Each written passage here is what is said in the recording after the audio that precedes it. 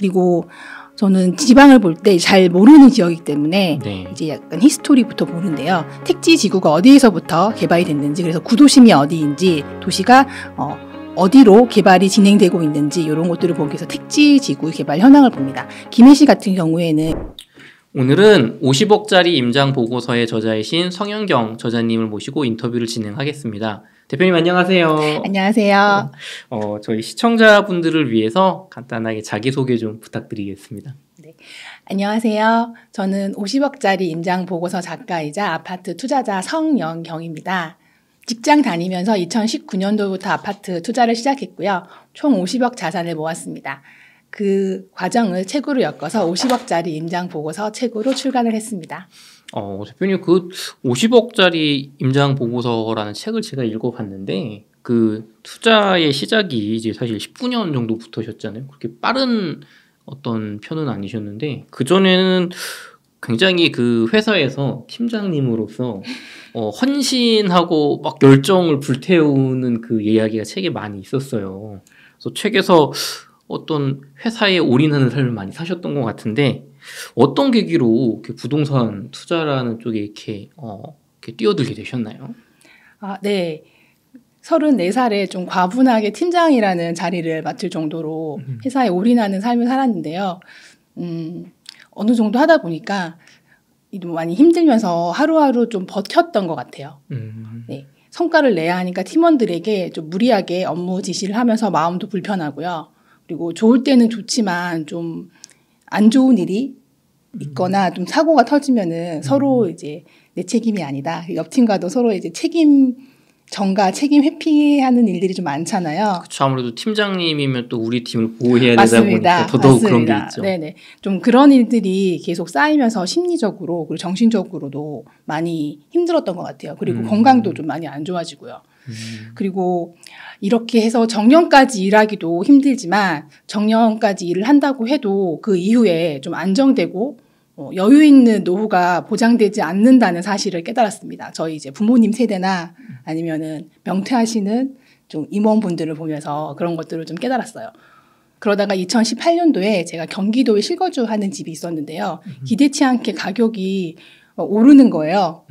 예, 저희 남편과 제가 새벽에 출근해서 정말 매일 야근까지 하면서 받는 월급보다 더 많이 훨씬 오르더라고요. 그때 깨달았습니다. 이 부동산 투자를 해야 되는구나. 이 몇 천만 원 오르는 거 보고 네. 내가 빡세게 해봤자. 네, 맞습니다. 그런 계기가 있으셨네요. 네. 이게 제 책을 읽어봤을 때는 굉장히 스트레스가 많으셨던 것 같아요. 업무적으로. 그리고 뭔가 성과를 내기 위해서 많이 갈아 넣으셨던 것 같은데 또 마침 그 보유하고 계시던 아파트의 값이 올라가면서 쪽에 뛰어드신 것 같습니다. 근데 부동산 투자를 사실 18년도, 19년도 시작을 하셨으면은 상승장의 중반을 지났을 때 시점인데 중반기인데 3년 만에 총자산 50억을 달성하셨다고 들었어요. 이거는 굉장히 공격적으로 투자를 하신 게 아닌가 생각이 드는데 서울과 수도권 그리고 지방을 가리지 않고 공격적으로 투자를 하셨습니다.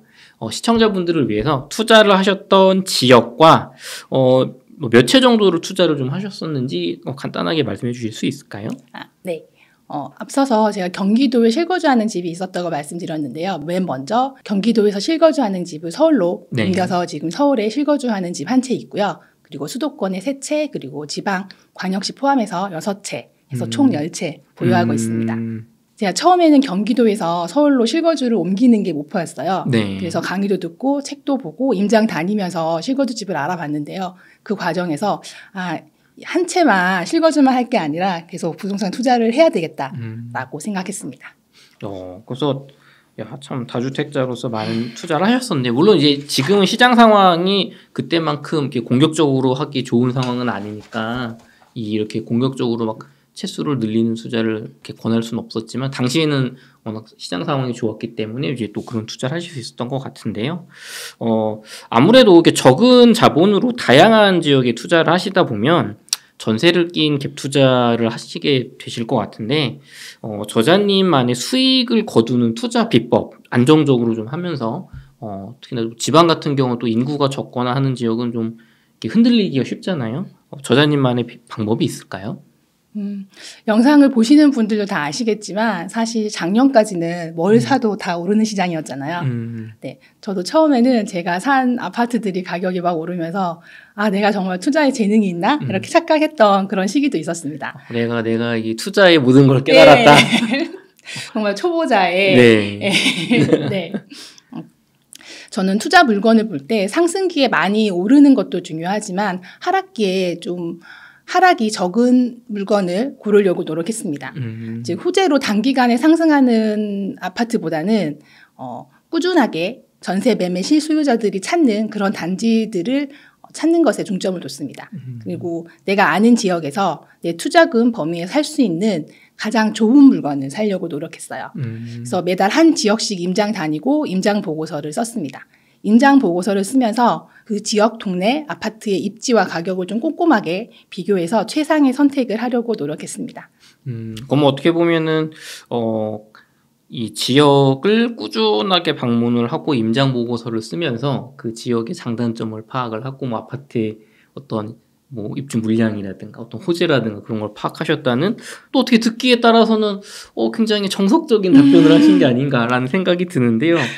시청자분들이 그렇게 생각하실 수 있는데 제가 그 성저자님의 임장 보고서를 한번 봤었거든요.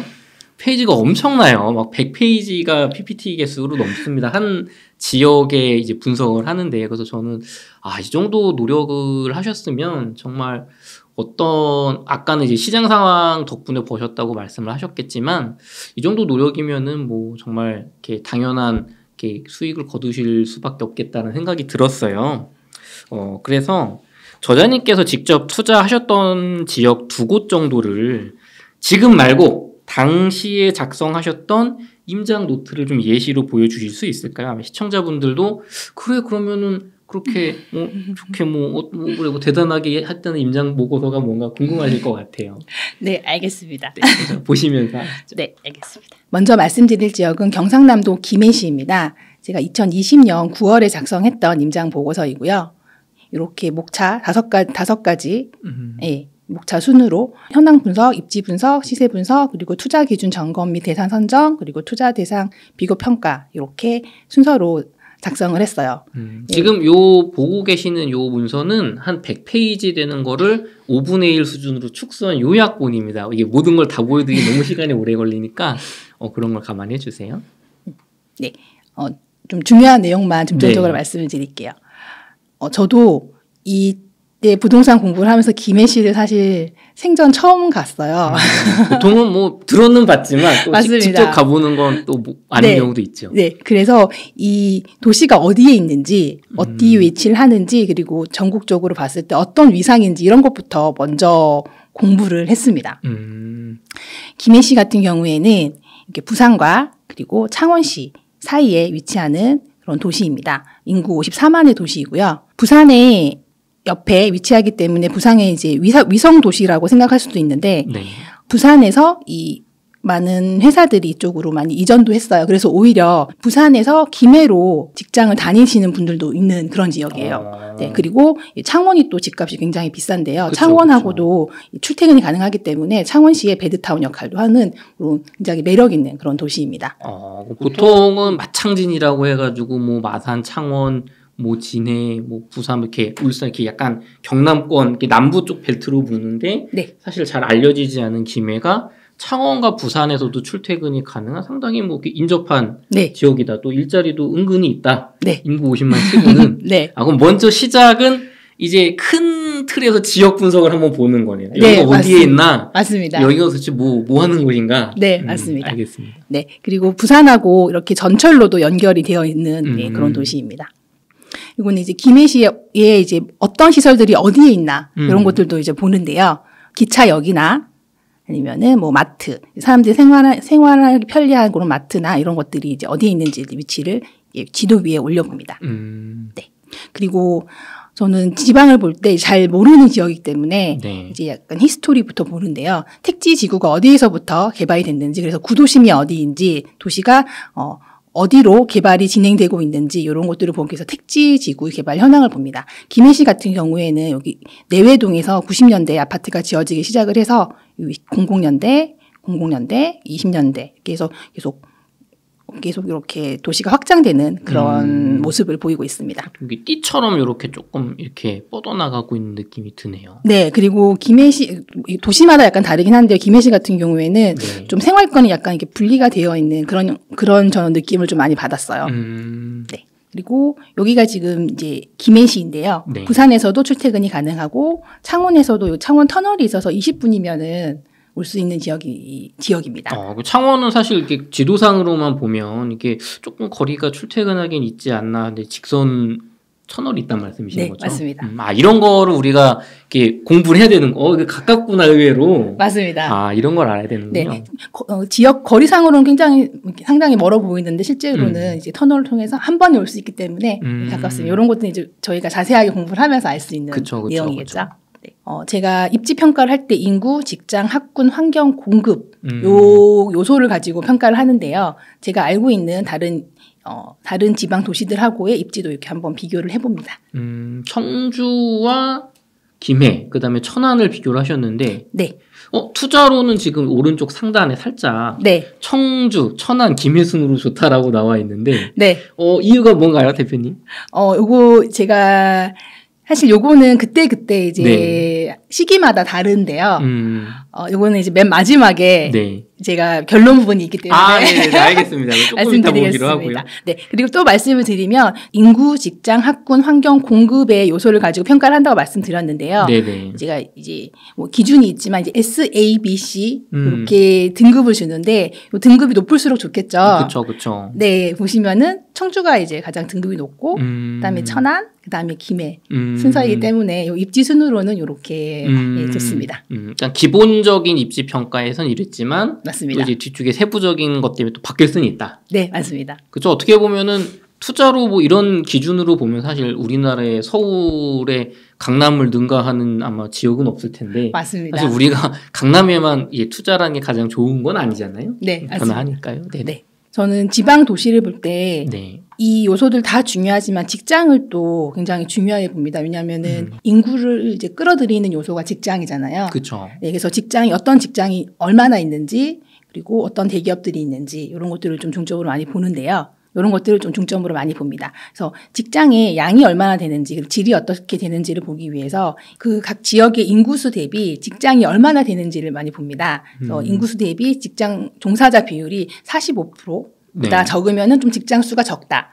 높으면 좀 직장 수가 많다라고 평가를 하고요. 그리고 대기업 비중은 전체 기업 중에서 대기업이 얼마나 있는지를 보는 건데 0.05%보다 많으면 좀 많다. 이제 적으면 좀 적다라고 평가를 합니다. 김해시 같은 경우에는 종사자 비율은 42% 그리고 대기업 비중은 0.02%라서 직장의 수는 괜찮은데 대기업 비중은 좀 낮다. 중소 기업 위주로 많이 되어 있다. 이렇게 평가를 했습니다. 저기서 나오시는 그 인구 대비 45%, 그 다음에 대기업 비중 0.05%의 혹시 기준이 조금 어떤 출처이신지 알 수 있을까요? 좀 평균적인 숫자라고 알고 있어요. 그럼 다른 지역들은 그냥 전반적으로 봤을 때 이 정도면은 뭐 괜찮은 편에 들어간다? 네, 맞습니다. 그래서 요거는 이제 어떤 부동산 사장님께서 말씀해 주신 건데 김해시의 특산물이 아파트다. 네, 그래서 이제 창원과 부산의 집값이 높아서 그나마 좀 저렴하고 생활하기에 괜찮은 김해로 많이 온다. 이런 말씀을 해주시는 것도 이제 기억을 해놨다가 임장 보고서에 이제 적어놓고 참고를 하고 있습니다. 맞는 말씀이신 것 같아요. 창원, 부산의 집값이 너무 높을 때 한 분은 뭐 창원, 한 분은 부산에서 근무한다면 중간에 김해시 장유지구가 출퇴근도 뭐 차로 20분, 30분 정도 되는 거고 가격도 저렴하고 또 신도시니까 또 깨끗할 거 아니에요? 맞습니다. 맞는 말씀이신 것 같습니다. 네, 수도권으로 친다고 하면은 인천과 서울에 직장이 있다라고 하면은 부천 정도 되는 그렇게 이해하시면 될 것 같아요. 네네. 그리고 어떤 업종이 있는지도 좀 보는데요. 이제 김해시 같은 경우에는 제조업 비중이 한 40% 정도 되는 지역이고요. 그리고 매출액 기준으로 매출액이 높은 회사들이 어떤 것들이 있는지도 좀 조사를 해봅니다. 그리고 여기에는 지금 나타나지 않았는데 이 주요 회사들이 지도상에서 어디에 위치해 있는지 이런 것도 저는 평가를 해봅니다. 그리고 기사를 통해서 이제 산단의 현황도 이렇게 평가를 해봅니다. 좋은 내용도 보는데 네. 좀 안 좋은 내용을 더 중점으로 보는 것 같아요. 그렇죠. 뭐 요즘 조선업이 불황이라서 요즘 뭐 일감이 힘들다거나 아니면 네. 뭐 투기 수요가 몰려와서 집값이 오른다 이런 거는 체크를 해봐야 되겠죠. 네. 그리고 김해시와 인구수가 좀 비슷한 다른 중소도시하고의 네. 이제 매매지수도 같이 비교를 해봅니다. 그러면 지금까지 맨 처음에는 어떤 큰 틀에서 이 지역이 뭐 어디에 위치해 있고 주변에 뭐가 있고 직장 개수나 뭐 일자리는 뭐가 있고 이 지역의 특징은 뭔가라는 걸 다뤘다면 이 다음부터는 그럼 다른 도시하고 이 김해시와의 가격 매매지수 KB 통계라든가 최근에 뭐 많이 올랐나 적게 올랐나 이런 걸 좀 들어가신다는 거지. 네, 맞습니다. 네. 그래서 제가 봤던 2020년 이제 9월 기준으로 봤을 때는 네. 지역별로 흐름이 다르지만 네. 2016년도 이후로는 전체적으로 다 좀 하락을 하는 그런 모습을 보였고요. 네네. 김해시는 그 시기에 이제 살짝 반등하는 그런 모습을 하락에서 살짝 반등하는 시점이었네요. 네, 맞습니다. 김해시뿐만 아니라 다른 중소도시들도 거의 좀 유사한 모습을 보여주고 있었습니다.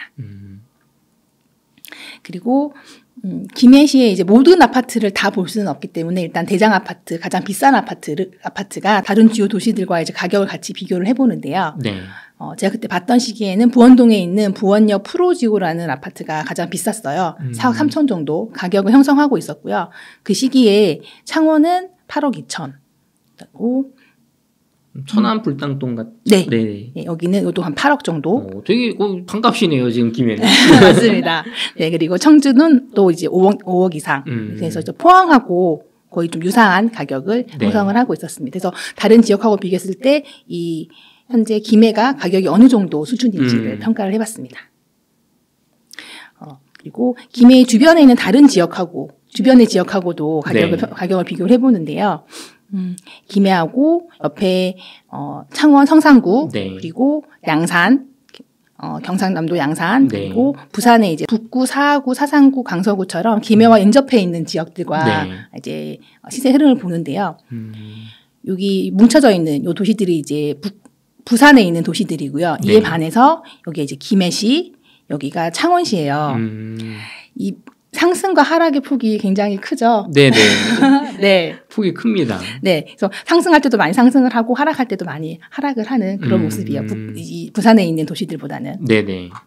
아무래도 소도시다 보니까 좀 뭐 물량이 많으면 폭 떨어지고 또 맞습니다. 투자 수요가 들어온다거나 물량이 적다면 또 많이 올라가고 그런 좀 패턴이 있겠죠. 네. 그리고 또 상대적으로 부산의 요 도시들이 해운대구나 남구나 수영구 이런 데들보다는 조금 외곽에 위치를 하다 보니까 가격의 흐름이 조금 좀 더 변화폭이 적은 그런 게 되는 것 같아요. 네, 저는 좀 그렇게 평가를 했습니다. 네. 당시에 그렇게 평가하셨다는 겁니다. 네, 맞습니다. 그리고 이제 마지막으로 김해시를 이제 봅니다. 김해시의 매매지수, 전세지수도 보고요. 그리고 향후 공급량이 얼마나 되는지를 평가를 하는데요. 이때 봤을 때는 19년도에 이제 공급이 많아서 가격이 그때 많이 떨어졌죠. 그리고 2020년도에는 적정 수준이었고 21년, 22년, 23년에는 공급량이 굉장히 적었어요. 네, 그리고 이제 반등을 막 하는 시기였고 사실 이런 모습이 저는 투자를 하기에 좀 좋은 타이밍이 될 수 좋은 타이밍이다. 네, 그렇게 좀 평가를. 과공급이 좀 있다가 이제 뭐 미분양도 좀 줄어들고 향후 공급이 적을 때, 이렇게 비교를 통해서 지금쯤 좋을 것 같다. 판단하셨던 거네요. 네. 그런 다음에 아까 이제 진행했던 입지 비교를 통해서 그럼 이 넓은 김해에서 어디가 가장 좋은지 순서를 좀 매겨봐요. 저 그 당시에는 여기가 1번. 여기 장유지역이 2번, 3번, 4번, 5번 이런 식으로 순서를 매겼는데요. 이거는 일단 임장을 가기 전에 손품으로 제가 이제 지역 조사를 한 것만으로 이제 평가를 해본 거고요. 실제 임장을 가서 보면 이 순서가 또 바뀌기도 해요. 인터넷으로 볼 때는 이거 좋아하면 가봤더니 의외로 여기가 더 좋더라. 네, 맞습니다. 그리고 말씀드리면 저는 처음에는 이쪽 지역이 더 좋다고 생각을 했어요. 부산하고 연결도 되어 있고 전철도 있고 근데 이제 가서 봐서는 저는 이제 장유 지역이 더 좋다고 평가를 했고 이 지역에 좀 투자를 하고 싶다라고 생각을 했습니다.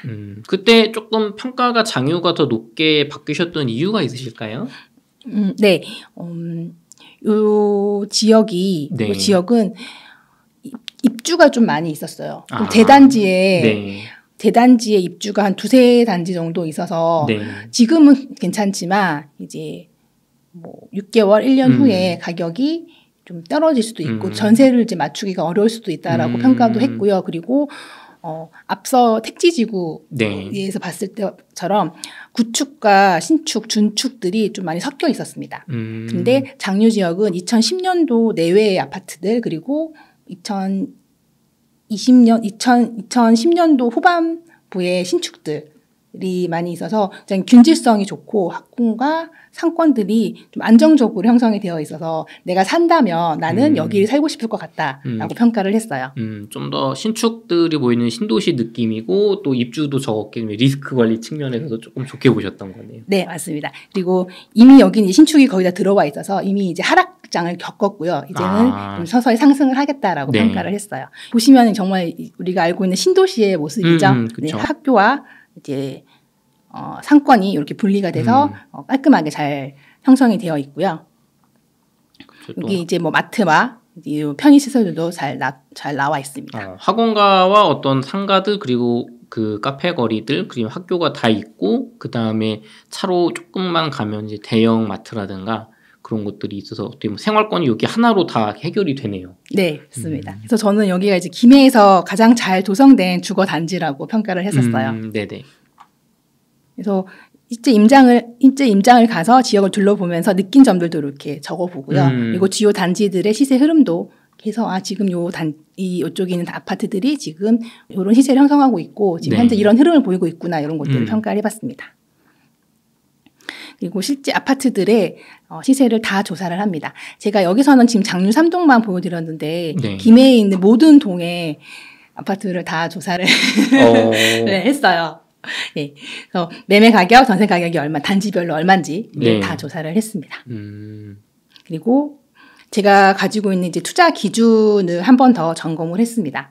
그래서 저평가인지, 현재 타이밍이 어떤지, 전세가율이 어떤지, 그리고 수익성, 내가 원하는 수익성을 달성할 수 있을 것 같은지, 그다음에 이제 리스크가 있는지 이런 것들을 평가를 하고요. 그리고 진짜 매물을 보고 그 본 매물에 대해서도 또 이렇게 평가를 해봅니다. 그렇죠. 이게 뭐 평형이 뭐 실제 평수에 비해서 좀 넓게 나오는 지역도 있을 맞습니다. 거고 햇빛이 안 드는 곳도 있을 맞습니다. 거고 유해 시설 있는 경우도 있을 거고요. 네, 이렇게 단지 조사를 하고요. 그리고 추린 다음에 제가 투자 후보로 뽑은 단지들의 또 저점, 정고점, 예전에 얼마나 빠졌는지, 얼마나 또 올랐는지, 이런 것들도 저 평가를 해서 같이 비교를 해봤습니다. 그럼 이제 후보 리스트 한 10개 뽑아놓고, 그럼 이 중에 가장 뭐 이렇게 매매가가 좀 덜 떨어졌다거나 많이 떨어졌다 이런 걸 좀 찾아서 좀 또 수익이 클 수 있는 걸 찾는 과정이셨다는 거죠? 네, 맞습니다.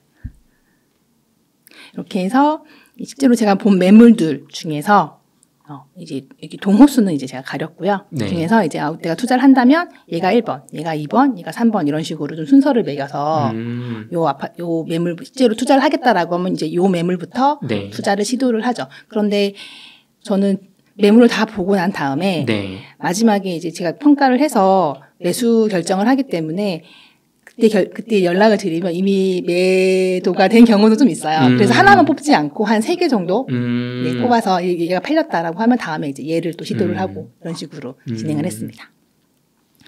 그런 다음에 그리고 이제 마지막에 이게 제가 본 김해 지역에 대해서 마지막으로 제가 결론을 내려요. 그래서 그럼 김해는 매매가와 전세가가 다 상승하고 있는 사이클상으로 봄이다 라고 평가를 하지만 아직 전세가가 받쳐주지 않아서 투자 범위에는 들어오지는 않았어요. 저는 중소도시에는 이때 뭐 그 매정 갭을 2천만 원, 3천만 원 정도의 기준을 가지고 있었기 때문에 이제는 이제 거의 5천만 원 정도 기준이 5천만 원 정도의 갭이 있었기 때문에 들어오진 않았고 이제 30평대 2억대 투자를 한다면 청주가 좀 더 매력적이라고 평가를 했어요. 네네. 네. 아까 보신 것처럼 이제 입지 면에서도 청주가 조금 더 우세했고, 매정 갭도 좀 더 저렴하게 들어갈 수 있었고요. 네네. 그래서 같은 투자 금수를 한다면 저는 뭐 3년 동안 하겠다 이렇게 평가를 했습니다. 그래서 이렇게 쭉 임장 보고서를 김해 지역에 뭐 청주 지역을 여러 개 했을 때 지금 김해보다는 조금 더 청주 지역의 투자성이 좋겠다라는 결론을 내리셨단 말씀이신 거죠. 지금 보고 계시는 요 문서는요, 이 원본의 5분의 1 수준으로 약한 버전입니다. 실제로는 100페이지가 넘어요. 그래서 굉장히 대표님께서 잘 임장을 하셨다는 생각이 드는데요. 대표님 그러면은 지금 임장 보고서 결론은 김해를 전세가하고 매매가 갭이 좀 커서 아직은 좀 유망하지만 조금 청주를 봐야겠다, 다른 지역을 봐야겠다, 뭐 이런 결론을 내리셨던 것 같아요. 근데 제가 듣기로는 김해를 최종적으로 투자는 하셨다고 들었거든요. 네. 뭐 어떤 히스토리가 있었나요, 그 뒤에? 네. 그리고 2개월 정도 후에 네. 원주를 또 임장을 했습니다. 임장을 하면서 원주도 투자 기준에 들어와서 네. 투자를 할 수 있는 좋은 아파트들이 많이 있었는데요. 최종적으로 원주에서 투자할 아파트들을 선정을 한 다음에 또 내가 그 전에 봤던 지역들에서 또 더 좋은 물건이 없는지를 또 비교를 합니다. 그때 봤을 때 매매가도 조금 올랐지만 전세가가 꽤 많이 올랐어요. 김해가요. 원주를 보고서 원주 괜찮다라고 했는데 김해랑 비교를 해봤더니 김해 전세가가 그새 좀 올라갔네? 네. 네. 그래서 입지로 봤을 때도 그렇고 도시로 봤을 때도 그렇고 저는 원주보다는 원주보다는 김해가 더 투자하기에 좋다고 판단을 했고요. 네. 그리고 투자금도 비슷하거나 더 적게 들어갔습니다. 그래서 최종적으로 그때 김해에 투자를 했어요. 저는 임장을 하고 임장 보고서를 썼던 그 달에 그 지역에 투자한 것보다 그 이후에 다시 다른 지역을 보면서 다시 이제 그 지역을 보고 투자를 한 경우가 훨씬 더 많습니다. 그럼 바로 결정을 하는 경우보다는 네. 다른 쪽도 조사를 해보고 여기랑 비교를 해봤더니 여기가 좀 뭐 좋아졌다거나 매력적이라거나 그래서 투자하신 경우가 더 많다는 얘기시네요. 네, 맞습니다. 그럼 지금 이야기를 들어봤을 때는 정말 꼼꼼하게 그냥 뭐 여기 뭐 호재가 있다거나 아니면 뭐 신도시가 들어선다거나 매매가 전세가 갭이 적다거나 그런 거 간단한 기준으로 투자를 하시는 게 아니라 지역에서 어떤 직장부터 각 아파트 단지의 어떤 생성 시기부터 가격대를 다 비교를 하고 중요한 건 이거를 그냥 이렇게 단편적으로 보는 게 아니라 보고서 형태로 임장 보고서를 만드시는 게 중요하신 거잖아요. 네. 그래서 만들어 놓으니까 또 다른 지역이랑 봤을 때 이걸 이제 비교가 되는 거고. 네. 왜냐면 저희가 이제 뭐 이렇게 아실이라든가 아니면은 뭐 부동산 지인 같은 어플 같은 걸로 이렇게 비교를 할 수도 있지만 이게 사실은 문서화를 하지 않으면 휘발성으로 사라지는 정보거든요. 맞아요. 그때 얼마였지? 막 찾아보고 이렇게 보고서 임장 보고서를 만든다는 게 참 중요한 것 같은데요.